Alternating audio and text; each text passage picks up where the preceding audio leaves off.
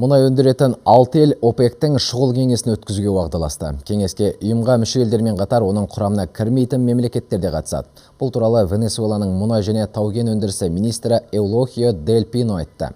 Ол бұл мәлімдемесін Иранның мұнай министрі Бенджамин Занганымен болған Тегерандағы кездесуден кейін жасады. Бұл келелі бас қосуда мұнай нарығындағы тұрақтылықты қалыптастыру жайы жан-жақты талқыланбақшы. Ал бүгін қара алтын құны қайта өскендігін айтуымыз керек.